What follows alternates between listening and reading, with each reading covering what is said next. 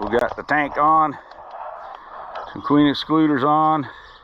I got one little queen that had just a handful of bees, and I brought her home, kept her going. I think I still have one that's queenless. I do have queens. It's supposed to be being shipped today. So we're gonna get over to the bee yard, shake bees down, get the brood up above a queen excluder so I can put it in my new nuke boxes and try to get some nukes made up so we're ready to put queens in them. So anyway, it's gonna be a long day in the bee yard, and we'll get a bunch of shots of what I'm doing, explain it to you, and then tomorrow I'm gonna go get a haircut because it's too hot for this winter coat. Anyhow, we'll see you guys in the bee yard.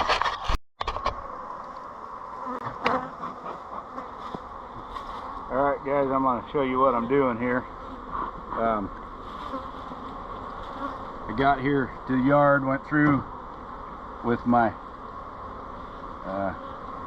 logbook to see which ones were strong enough to do what I want to do with, and put my queen excluders on those, got them ready so they're not running back and forth looking for them. So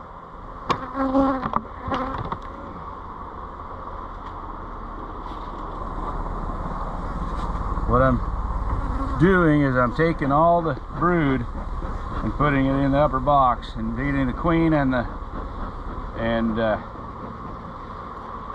empty frames down below. I found that some of the queens have started laying down below, so if she's got a few frames with a little bit of brood on them down there, I'm leaving them because they're not full enough frames that I can put in a nuke. So I'm just looking for full frames, whether they have eggs or you know, cap brood stuff, but most of them are still working the upper box and just getting ready to start moving down. Find my hive tool here.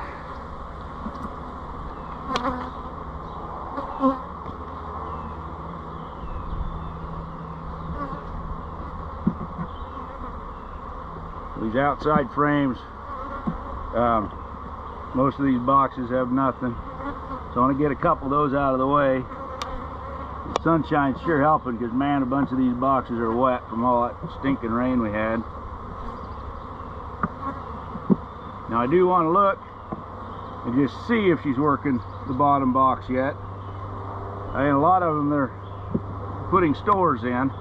They're getting ready for her to come down. They're putting pollen and some nectar and stuff.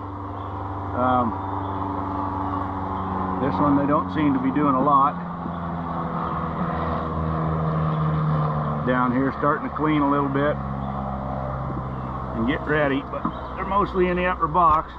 Go ahead and take a look underneath here and get out some of the slime and wet, just to help it dry a little bit. I've got drain holes in these, but they don't seem to drain very well. But at least they're not standing water. None of them have standing water. I had some standing water last year.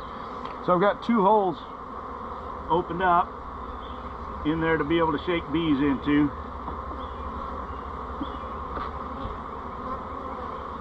I'm pulling the feeders and cleaning them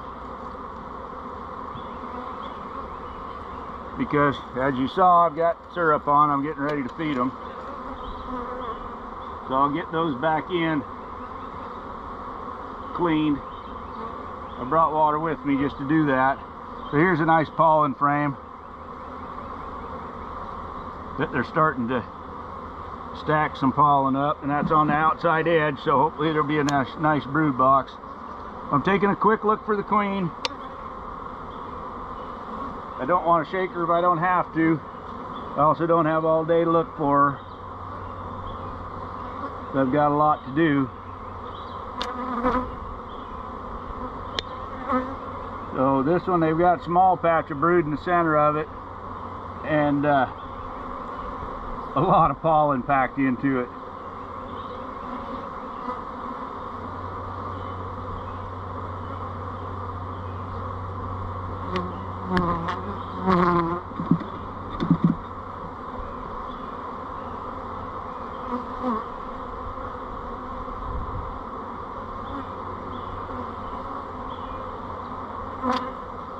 nice brood frame. Everything that isn't capped has larvae in it.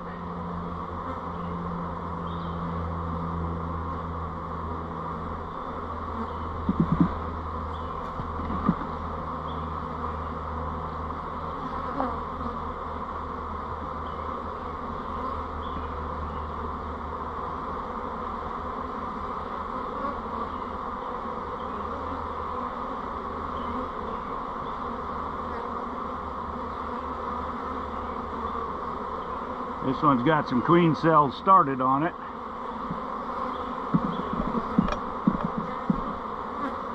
So they're down on the bottom here. They're swarm cells, even though their box isn't full. They're trying to swarm because it's what they do this time of year. So this will help take that out of them. They will not be trying to swarm because they will be down there on empty frames. The other thing it'll do is give them a heck of a brood break. There's my queen right there. The yellow dot's wearing off of her, if you guys can see her. She looks like she's got one wing that's all busted up, but she's still doing a heck of a job. If I can get a hold of her by the other wing, there she goes. So now that I've found the queen, I don't have to look for her anymore. Just need to see what I have for brood frames. And that one is, she's got eggs in it and a lot of pollen.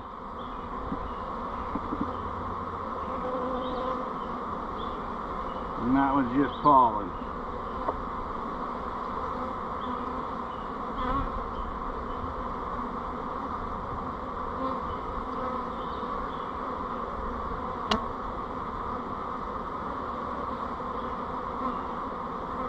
So I've got 5 brood frames in here. Now, I will look and see when I'm done if I've got extra, if I have more brood frames than I need to make up my nucs, I will leave some of them in here with them. Otherwise, they've got none. So this gives a total brood break to that lower colony, plus she's got all of this workforce and food coming in and no brood, or next to no brood. She will lay that box up in a couple of days. She will catch up with the brood that this colony would normally be taken care of. So the queen excluder goes on, so she can't get back up there.